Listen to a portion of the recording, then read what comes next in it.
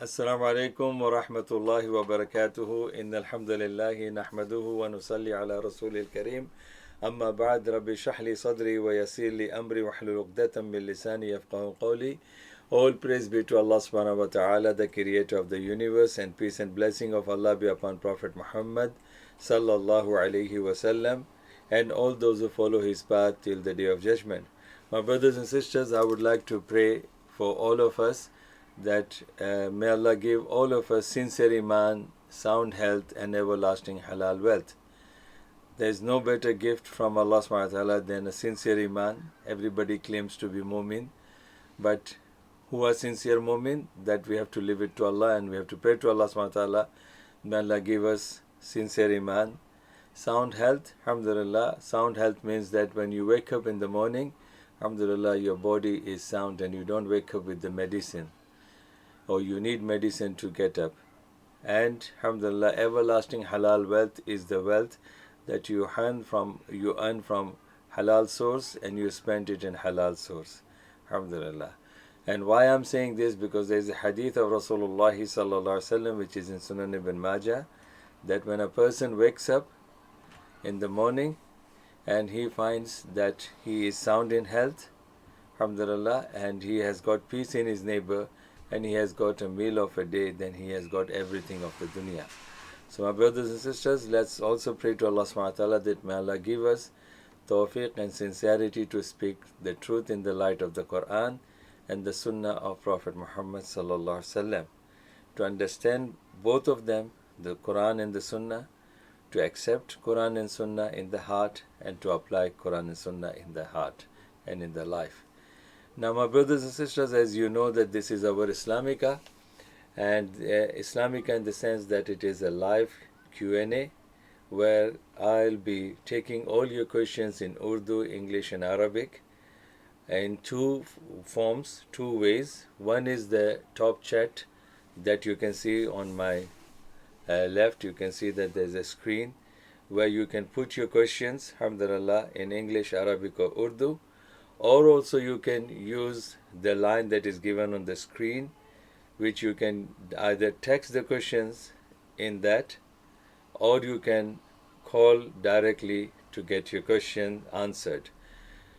So my brothers and sisters, also I would like to make a serious request to all of you, that mashallah, all those brothers and sisters who are watching this program, please use your Facebook contacts, your WhatsApp contacts, your Twitter contacts, or whatever the apps that you are using to contact your people that you know them. Send this link to them, and inshallah, if they have got any question to discuss with me or to ask me, they can use this, and inshallah, believe me, my brothers and sisters, that the one who is guiding people to do something good from Quran and Sunnah, Allah rewards them equally the same as the one who does that. This hadith is in Tirmidhi, where Rasulullah has said, the one who guides to good, he gets the reward of the one who does good. So alhamdulillah, this is one more thing. And also, as you know, that I would like to make one more dua, which is, again, I'm very mean in that dua which I want to make is, Rasulullah has said, when you make dua on the behalf of your brothers in their absence, brothers and sisters in their absence, Allah subhanahu wa ta'ala sends an angel to tell you that this is for you the same. Wa alaikum assalam wa rahmatullahi wa barakatuhu, Brother Faiz. Alhamdulillah, I'm fine. Yes, mashallah. Wa alaikum assalam wa rahmatullahi wa barakatuhu. So my brothers and sisters, mashallah, so far we have received, and this is a beautiful etiquette of Islam. In other religion, when we see that normally they don't have this etiquette of making dua. So let me tell you, my brothers and sisters, all those who have, greeted me with salam, that means that they want peace be upon me and peace be upon them, because they will, when they make dua for me, Allah sends an angel to tell them that this is the same dua for you. Okay, I have a questions related to Hajj, inshallah. Wa alaikum assalam wa rahmatullah. What is the minimum requirement for nikah? Assalamu alaikum, Sheikh. can we remove the grave if that is in the path? Okay, let me answer the first question. What is the minimum requirement for the nikah? I don't know what you mean to say minimum requirement. If you are talking about the conditions, then conditions are different than the requirements. Because conditions are four. The boy and the girl both have to be Muslim. Second thing, girl should be with her wali. Third thing, they have to agree with the mahar. That mahar has to be given by the groom to the bride, and bride should be told that this is your mahar, and she has to agree with that. And the fourth is the witnesses. 2 witnesses are required. So these are the minimum requirements for the nikah. Guardian can be father or male family member, close family member from the girl's side who has no father alive. Okay. Can we remove the grave if it is in the path? I don't know what do you mean by path. If like Rasulullah when he constructed the Masjid Nabawi, in the Masjid Nabawi on that plot there were 2 graves. So Rasulullah removed those graves and built the masjid there. So if that is something serious that has to be built on that area or that way, then alhamdulillah you can remove that. And if it is like a road, traveling road, where the cars are going or the trains are going or buses are going and the grave come in between, then either you can change the direction of the road or you can change remove the grave and bury them in a safe place. There is no way in Islam you can insult or disrespect the grave even if they are the graves of the non-Muslims. Can tawaf ziyarah be delayed till the days of tashriq due to the problems? And is there any ikhtilaf on this issue amongst the fuqaha? Please answer. Tawaf ziyarah can be done anytime, alhamdulillah. There is no restrictions to that. And you can delay till before you leave the Mecca, inshallah. And I don't find that there is any disagreement in that. Sheikh, what is the cure for OCD? Okay ये भाई का सवाल ये है कि क्या तवाफ़ ज़ियारा जो है हम लोग उसकी ताख़ीर कर सकते हैं? तवाफ़ ज़ियारा की ताख़ीर करने में किसी का कोई इख्तिलाफ़ नहीं है, वो जायज़ है, किसी वक्त भी जो है आदमी तवाफ़ ज़ियारा कर सकता है. Okay, it is obsessive compulsive disorder is a mental disorder in which a person feels the need to perform certain routines repeatedly. Okay. The cure is the cure for OCD is that you have to read Surah Al-Falaq and Surah Al-Nas and read on yourself and blow on yourself all the time. And also when you are using the oil, blow into oil and apply it in your hair because that will help you with the memory, so your memory will be. So OCD is generally, it can be medical reason, but it can also be influence of the jinn and shaitan. So the best way is that blow into yourself Surah Al-Falaq, Surah Al-Nas and Ayat Al-Kursi. Inshallah, Allah will cure you. Did Prophet Muhammad ﷺ have OCD? Never. Astaghfirullah. Prophet Muhammad ﷺ never had OCD, but he did say to the Muslim, and that's not medical reason, that's the sunnah and rewarded sunnah, that Rasulullah ﷺ used to do actions 3 times. He would do that action 3 times. Like when he used to speak, he would repeat important issues 3 times. Like he did the wudu, he repeated, the washing of the mouth 3 times, the rinsing of the nose 3 times, washing of face 3 times, and washing of hands up to the elbow 3 times, washing of feet. So this is not out of OCD. It is just the sunnah, mashallah, to be, perfect your wudu and perfect understanding for the people. Can nafil tawaf be done on behalf of other people, dead or alive? Please answer in Urdu. And nafil tawaf is not needed, and it is not something that has been proven by Rasulullah. नफिल तवाफ़ क्या मुर्दा लोगों के तरफ से या ज़िंदा लोगों की तरफ से हम कर सकते हैं कि नहीं, इसके बारे में कोई हदीस नहीं आती कि नबी पाक सल्लल्लाहु अलैहि वसल्लम ने या किसी सहाबी ने किसी के लिए तवाफ़ किया हो। ये हज की इबादत ज़्यादातर अपनी ही होती है सिवाय हज बदल। Is it like a test? It could be like a test, or it could be like, waswas from shaitan. So that's what I'm saying. If it is a medical thing, it is a test from Allah subhanahu wa ta'ala. And that person's mistake will be overlooked. And if it is, like, from shaitan, then this is the treatment I told you. The best way is you should keep yourself clean from Quran, the impurities, and keep yourself with wudu, and also put yourself in there, like, confirmation. In Islam, doubt has got no room. Like a person is thinking, did I do this or didn't do that? So that has got no validity. A person has to be certain. And once he has done something first time, then he should be certain with that. He should stick to that. Thank you. What is Tawaf az-Ziyara? Tawaf az-Ziyara is the time when you have done all your rituals of the Hajj, and then you just pay visit to the Kaaba, and then you do the Tawaf there. तवाफ़ ज़ियारा क्या है? तवाफ़ ज़ियारा ये है कि अगर आदमी सारी हज के अहकाम पूरे कर लेता है, तो फिर जब भी मस्जिद में जाता है तवाफ़ करने हरम में, तो वो जो है ज़ियारत तवाफ़ ज़ियारा वही उसी के हरम की जो है काबे की ज़ियारत के लिए वो होता है तवाफ़। ये मतलब है इसका। Sheikh, have you ever suffered from OCD? Why are you asking this question? Alhamdulillah, I never suffered from OCD, because even before my Islam, in my Jahiliyyah, I was confirmed. I never gave any room in my understanding of doubt, and I never believed in the things which is uncertain or unsure.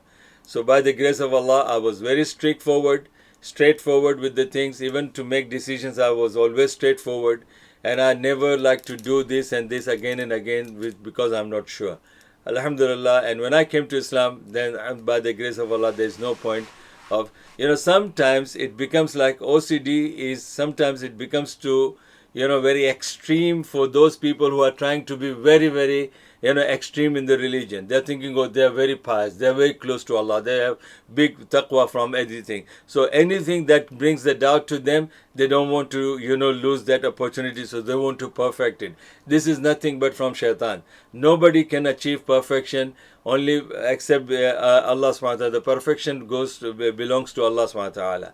So people will have these doubts. But mashallah, once you have done something which you are sure for the first time, stick to that. That will, inshallah, that doesn't need any repetition for that. So that's what is in Islam. We don't have any room for the doubts. We don't have any room for the confusions. Islam is clear. Islam is clear, halal is clear, lawful matters are clear, unlawful matters are clear. And the matters in between, just ignore them. Alhamdulillah. No, I know, alhamdulillah. That's why I answered. Otherwise, I would have blocked you and I would have removed you from the.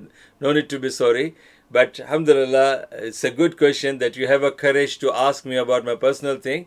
Definitely, by the grace of Allah, I have never ever suffered from, OCD, by the grace of Allah. And I wish that anybody who is suffering from that, may Allah give them complete cure. So all my brothers and sisters watching them, please make dua for this person who has got OCD problem.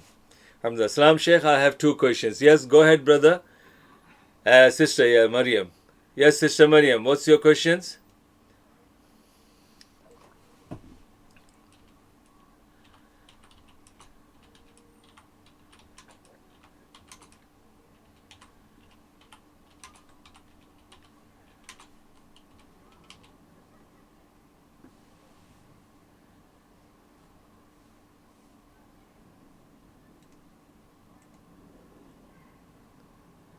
One who puts tomat on a person, tomat, okay? What does Islam say about that? Yeah, it is worse than the backbiting, because this is called bohtan and this is called iftara, which means you are accusing someone of not someone who is not guilty of. So that is worse than the backbiting. Is worse in the Quran, which says that when you backbite on behind your brother or sister, is as good as you are. It is worse than as you eat the flesh of your dead brother. So this is backbiting. But Bohtan, because Rasulullah was asked that the backbiting is something, Ya Rasulullah, we do it because we find that the problem is there with the man. So Rasulullah has said, yes, this is backbiting. That the thing which you are saying, it is there, but when it is said in front of him, he will feel bad about it. He will be upset. He won't like it. So that's called backbiting. But Bohtan is something which you are, blaming someone, accusing someone, putting allegation upon someone, and you have no proof for that. Then definitely Quran says that such person should be brought to the oath of the, 4 times that person has to say, I swear by Allah, I'm speaking the truth. I swear by Allah, I'm speaking the truth. I swear by Allah, I'm speaking the truth.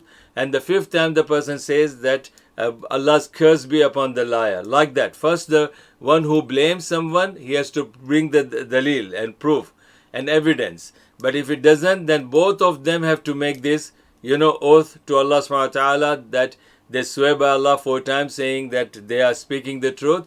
And the 5th time it has to, it has to be said that those who lie upon, those who are, Allah's curse be upon the liar. Like that. Okay. How does one overcome haram temptation? It is the only thing you have to fear Allah subhanahu wa ta'ala. The first thing I'm saying, my brothers and sisters, when you people are doing haram, why don't you put yourself into the shoe of that person? What do I mean by that?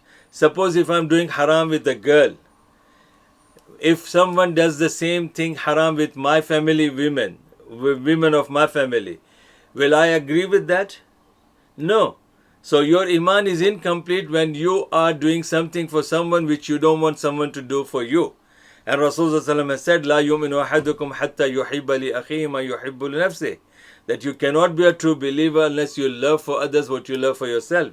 So my first question is that overcoming haram temptation is that, do you like the same feeling is, shown by someone else with regards to your females? You won't like it. Then you should ask Allah's forgiveness. So this is the first part which is more serious than anything, because your iman is in danger now. The second thing is that change the environment. Go and do the wudu. Go and do, after do the wudu, go and pray 2 rakat, for the forgiveness from Allah subhanahu wa ta'ala. Salatul Tawbah. Do the Tawbah, repentance. And do something good. Go back to Quran. Go back to, reading of the hadith. Do something good. Change the environment. And that will help you to go away from the temptation. Because anything, like for example, you're sitting in a company where the women are there and you are getting bad temptation. Change that. Go at least for a minute, you can go to the toilet, change yourself, go do wudu, wash yourself and come back. And even if you are there, here and there, read Quran, open the Quran, read Ayatul Kursi, read Surah Al-Falaq, or at least say, A'udhu Billahi Minash Shaitanir Rajim. Do you think we are in end times? For everybody, it's end time when he dies. That's the end time. But if you are referring to the Qiyamah, then still we don't have this end time. Definitely, when we talk about, you can see my videos are there available on, we will be sending you inshallah the link where I have spoken about the end times, where I have spoken about the coming of Dajjal, where I have spoken about Antichrist, I have spoken about Gog and Magog, I have also spoken about Masih al-Dajjal and coming of Isa alayhi salam. So there are certain, signs which are mentioned in the ahadith before coming of Dajjal. So alhamdulillah, but generally the situation that we know, it is Jazakallah khairan. My YouTube, mashallah, this is our intention to run this YouTube. What's your thought on Islamic eschatology? A part of theology concerned with death, judgment, and the final destiny of soul. And this is, my brothers and sisters, this is part of our Islam. Our Islam teaches us about Islam, life, death, day of judgment, resurrection. Our Islam, this is all, eschatology is the same that we believe in Islamic. In Islam, yes, we are created, we are given the life, soul is put into us, and this soul will be removed, then we will die, and then our life will be there in the life of barzakh before going to the standing in front of Allah subhanahu wa ta'ala. And so all this, the details also with regards to the life before, the life of this dunya, life of akhirah, the death, all these are there, inshallah. You can check on my YouTube. I have given the detailed khutbahs on that. And end of time also I have given you can see the link there. I've already texted the link. So these are all, mashallah, information which will give you more details about your questions regarding Islamic eschatology and also end of time. Okay, Sheikh, what hadith should someone be reading to find information on angel of death?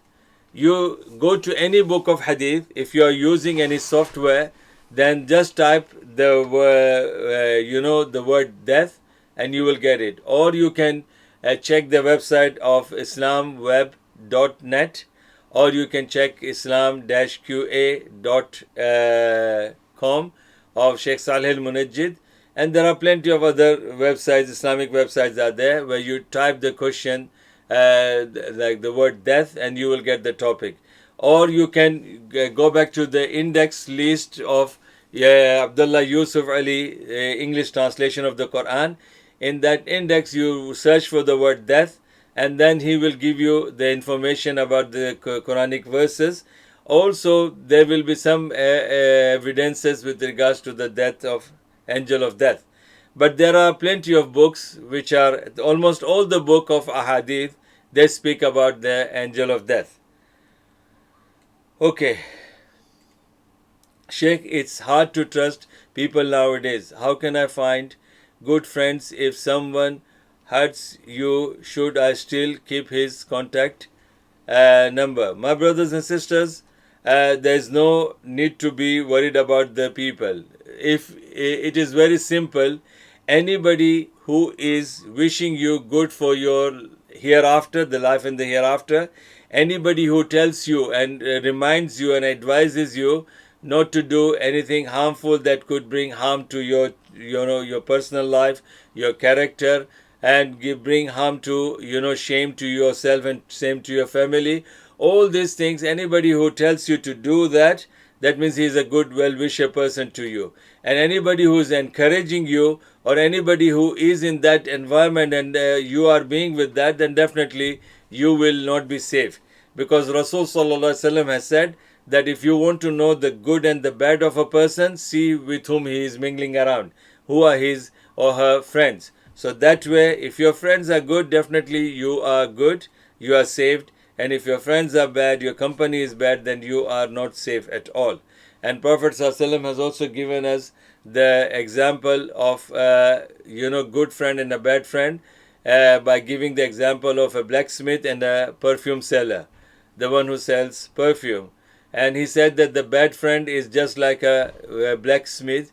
When a person pays visit to him, that even though he may not be doing that job of the blacksmith, but he will get the black stained from the carbon that he is around.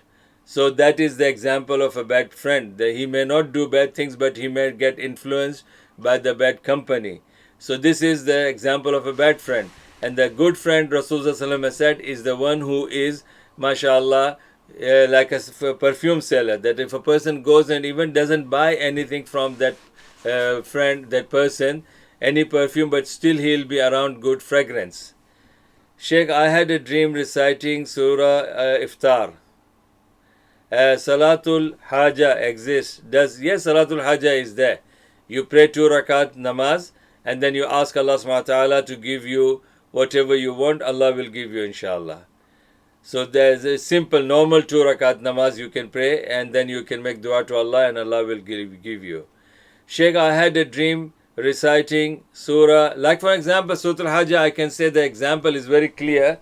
A man who was cursed by his mother, and he was in trouble because a bad character woman accused him of having sex with him, and then she brought illegal child from someone else, her father was someone else, and she accused this pious man.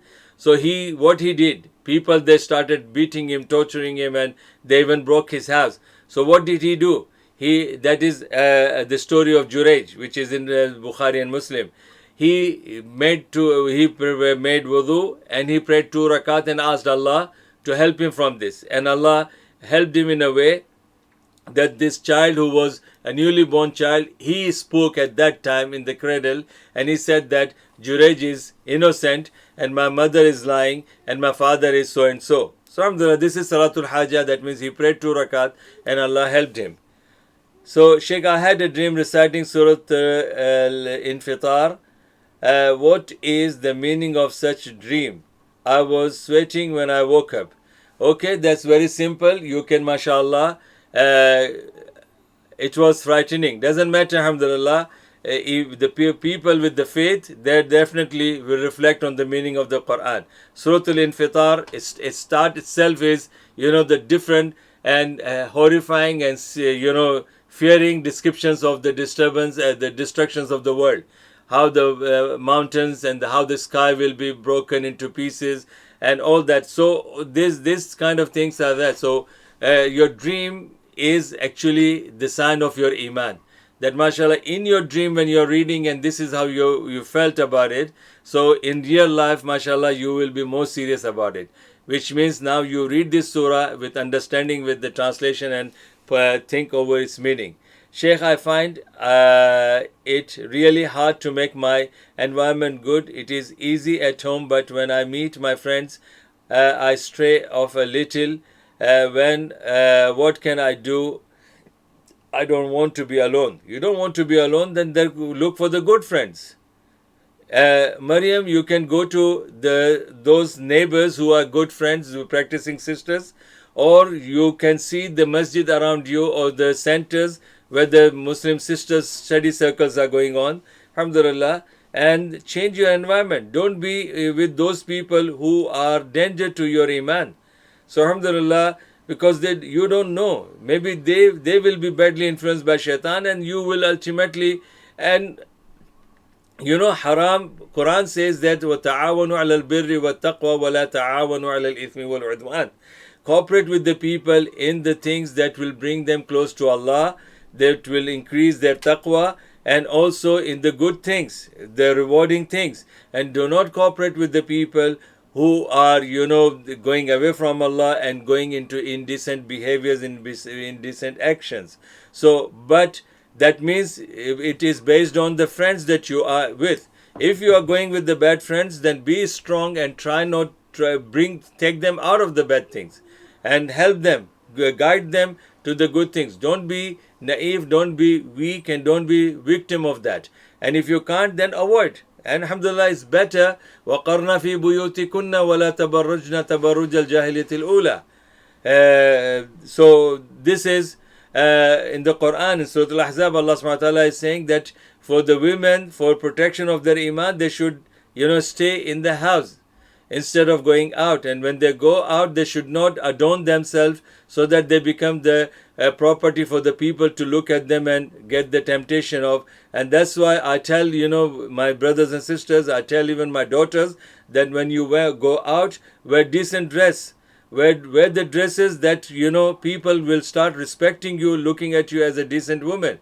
But when you are going in a street and the way your uniform and the dress is, which invites the people to look at your bodies, look at your shape and figures, and look at your, and get attracted towards you, this is haram, because that person will not be sinful. You will be sinful because you will be inviting people to commit the sin.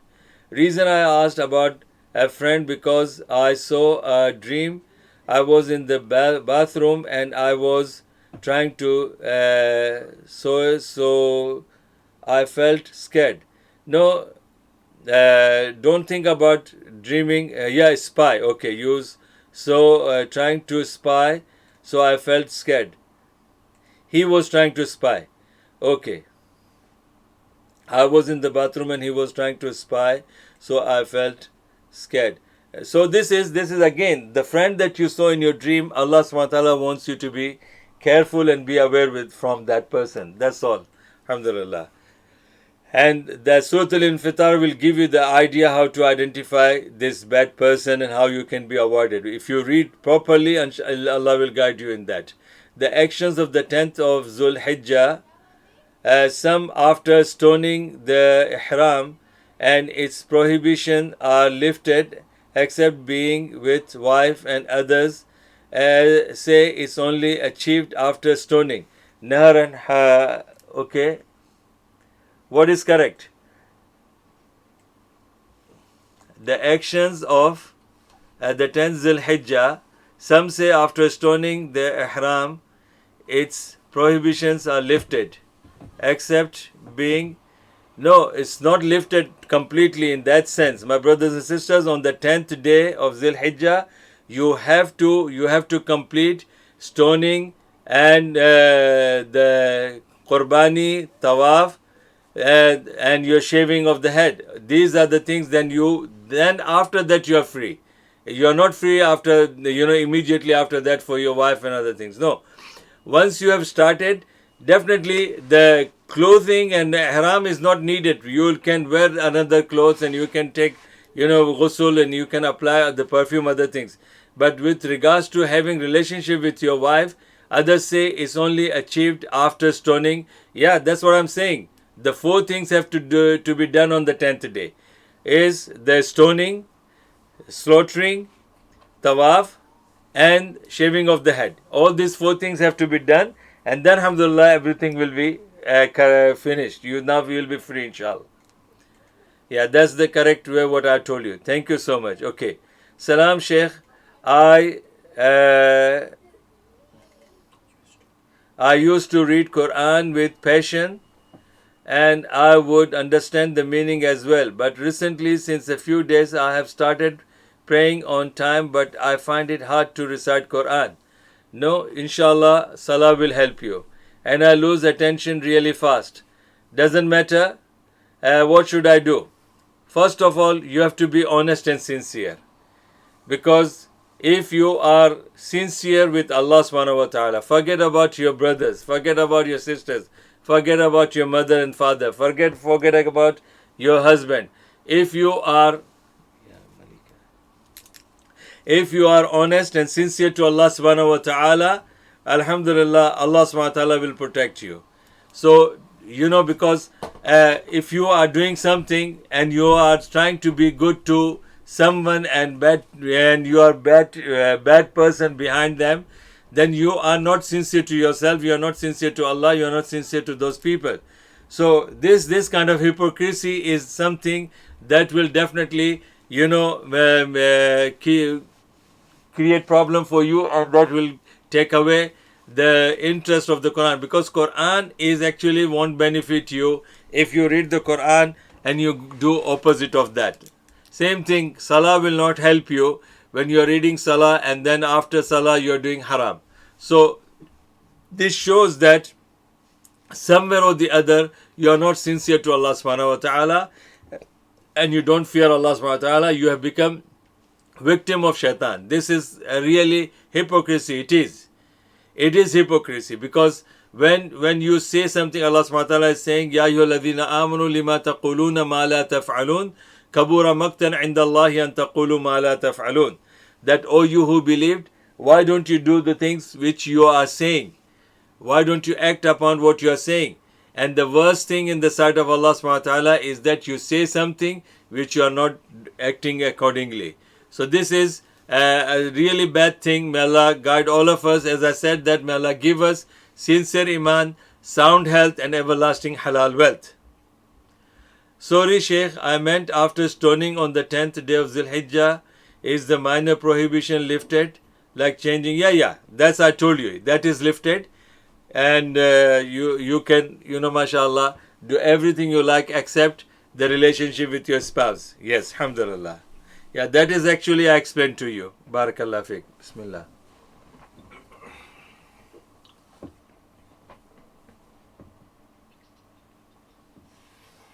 Alhamdulillah.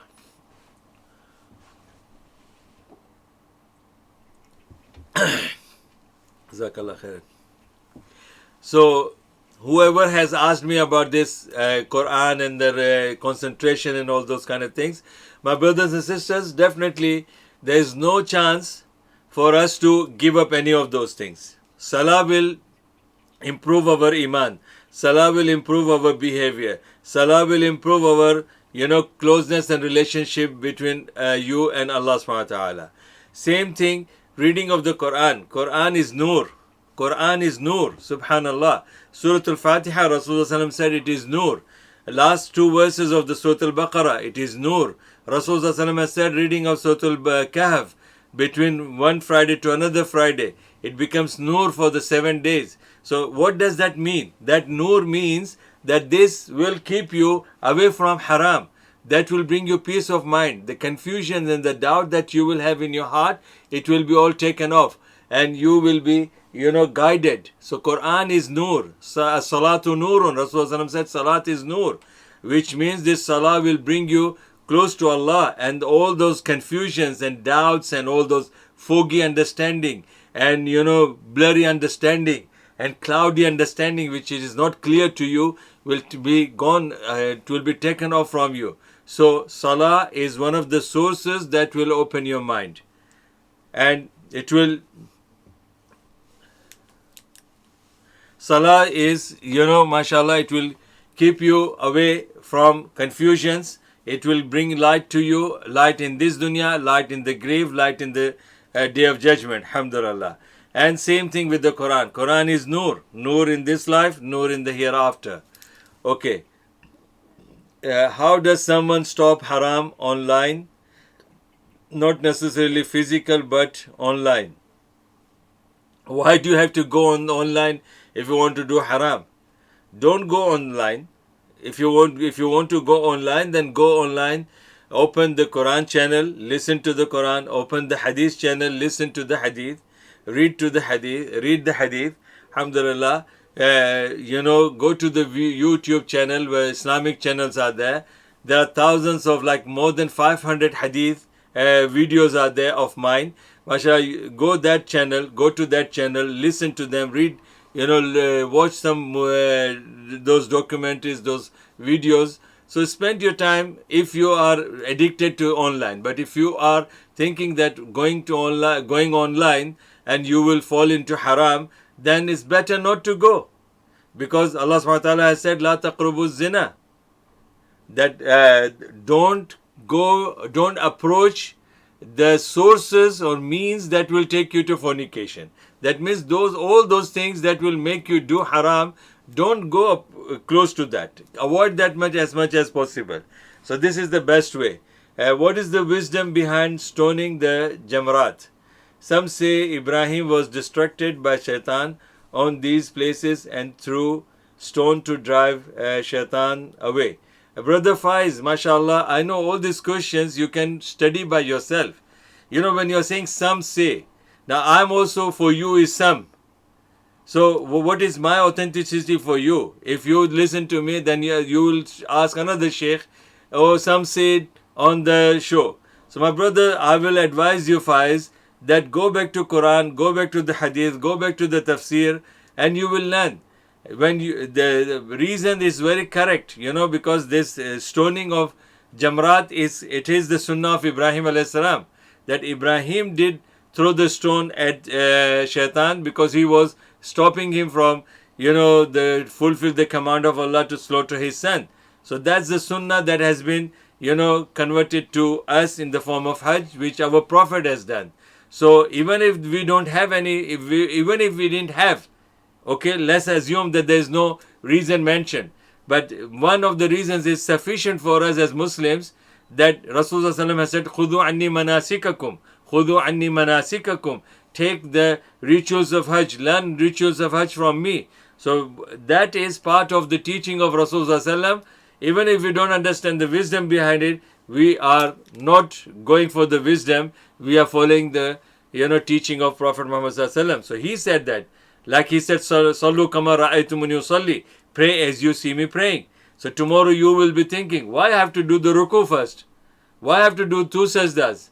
Well, what is the point in that? What is the wisdom behind that? Why we have to stand like this and fold our hands? Why we have to face the Qibla? So there will be so many things, alhamdulillah. So my brother, mashallah, I know, my brother, yes, Sheikh, I just needed to know if this was authentic. I know these are your queries and I'm here for that purpose. But mashallah, my main purpose for you people is that those questions which I know it is not easily accessible for you people to know or to get the answer, you will find. But still, my brothers and sisters, all those who are watching me, Jazakallah khair for putting your questions and you're asking all these questions. I know some of you may know the answer and you want the other people to know it. And alhamdulillah, some of you have got this reason.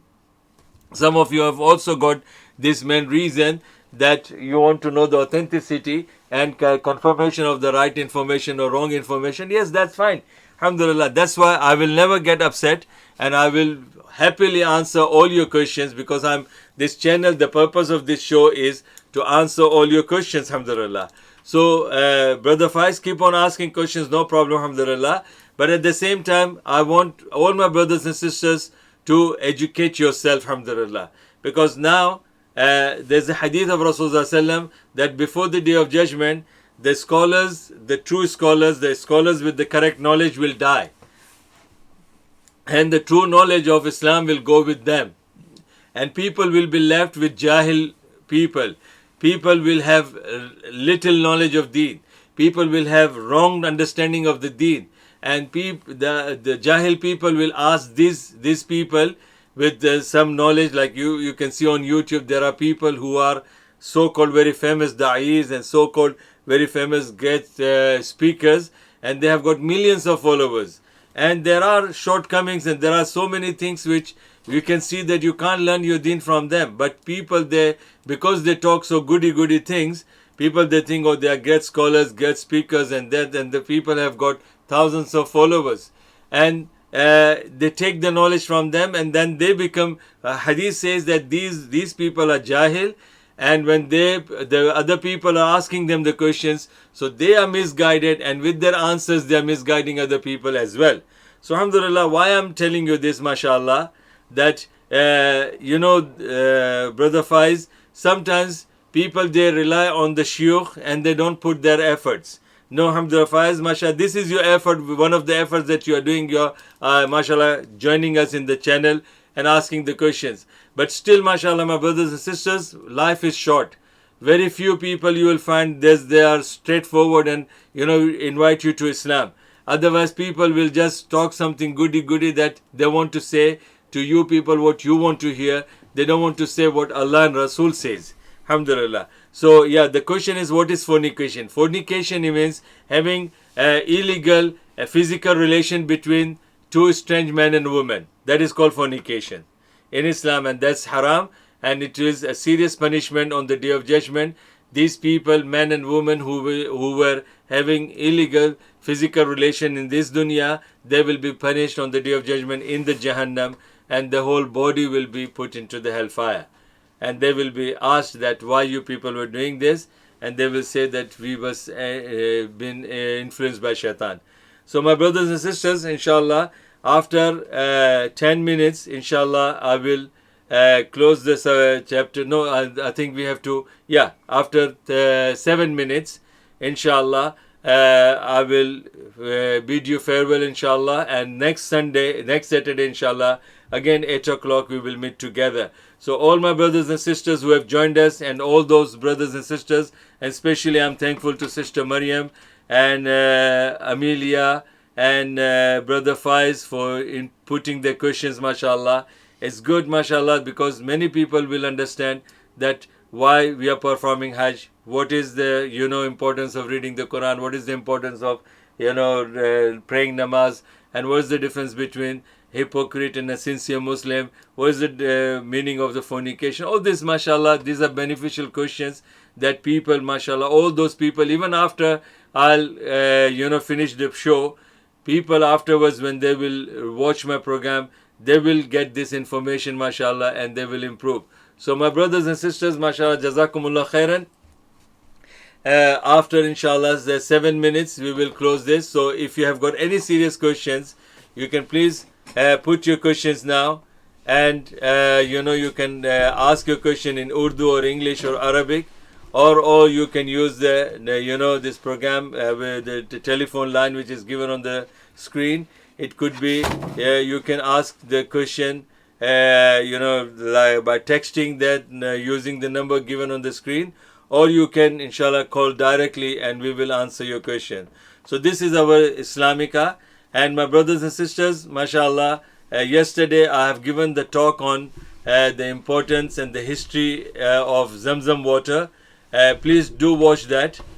Please send the link. Send that link to my yesterday's khutbah. So what will happen is, inshallah, you will get more information about Zamzam, because it's a good research which Allah has helped me to do that. And I brought that message to the audience yesterday. I was talking about, Zamzam, its historical background, its history, story of Ibrahim alayhi salam. Okay, here in London, Maghrib prayer is at 8 p.m. Just at the same time your Q&A is. So we can't miss prayer while you are on. Yeah, alhamdulillah, you can pray, no problem, alhamdulillah, because my time is very tight for the time schedule, which is the program going on. So inshallah, you can miss my program, no problem, and you can pray your namaz first, and then you can join us. And later on, inshallah, anything that you have missed, you can join that. So since you are saying this, inshallah, because you are reminding and you are showing the concern, next week, inshallah, we will start program at 8:15. So that by that time, inshallah, you will be able to finish your Maghrib. So all those brothers and sisters, if they are, mashallah, serious and they want to join us, so for that, for your concession, inshallah, till the time goes, below 8, which is like, sometimes before 8, then we will reschedule our timing at 8 o'clock. But from next Saturday, inshallah, we will start our program at 8:15. Inshallah, and we'll give you the updates earlier than before starting our program. Sheikh, are you allowed to grow your nails if you keep them clean? Growing of nail is, restricted in Islam. Again, Rasulullah has said that Muslims must trim their nail between 40 days time. So it should not be grown. So what is the reason behind it? It's imitating the kuffar or the disbelievers. And Rasulullah has said, Man tashabbaha biqawmin fahuwa minhum. And those who are, inshallah, the next week it will be less than that. It won't be at 12. Next week, inshallah, it will be 8, I think 8 or 8:05. So it doesn't matter. By 8:15 you can finish your Maghrib and you can join us. So next, inshallah, next Saturday we will start our program immediately after 8:05, inshallah. So you can pray even if you miss, doesn't matter, alhamdulillah. You first do Allah's duty and then you can do this, inshallah. So as far as the nail part is concerned, this is the Islamic etiquette, Muslim etiquette, Sunnah of Prophet Muhammad Sallallahu Alaihi Wasallam, Sunnah of the Muslim Sahaba, is that they used to trim their nails within 40 days, and they used to clean their underarms hair and additional hair within 40 days. So it is not permissible for a Muslim, man or a woman, to grow their hair or grow their nail and keep them long for 40 days, more than 40 days. So, and we see that this kind of etiquette is of the non-Muslims today. And Rasul Sallallahu Alaihi Wasallam has made it very clear. And it's your choice what you want to be. You want to be a Muslim for the sake of Allah, or you want to be a follower of the non-Muslims, because Rasul Sallallahu Alaihi Wasallam has said, Man tashabbaha biqawmin fahuwa minhum. Anybody who copies any nation, any people, any group, any celebrities, he is one of them or she is one of them. So it's your choice. And I don't have any reason or wisdom behind that to tell you if you do this then you will be punished, because there is no hadith to say that. But hadith does say that Rasulullah told the Sahaba to cut their nails within the period of 40 days, and it is not permissible for the man or a woman to have their nails grown more than 40 days. It has to be taken off within 40 days time. But the non-Muslims usually don't grow their nails. They apply artificial nails. Yeah, artificial nails is totally haram. Because Rasulullah has said the person will be cursed on the day of judgment who use, fake things. And he refers to the artificial and duplicate hair. So that was there. So anything that is artificial in our body, which exposes and it again copies, even copying of the non-Muslim, whether you grow like hairs and nails like the non-Muslims, or you put artificial nails like non-Muslims. Either way, you are following them. You are not following the Sunnah of Rasulullah. So, alhamdulillah, you have to decide what is right and what is wrong.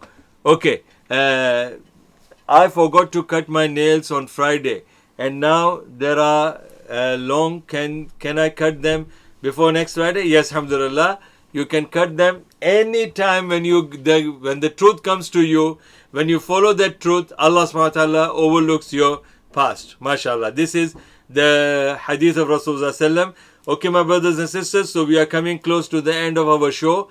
Hopefully, inshallah, I wish you the best of weekends. Alhamdulillah, I pray for all of you that may Allah accept all your ibadah. May Allah accept all your good deeds that you have done. And may Allah protect you and me and all the humanity from committing the sin. And may Allah give us sincere iman, sound health and everlasting halal wealth. Jazakumullah khairan. Assalamu alaikum wa rahmatullahi wa barakatuhu.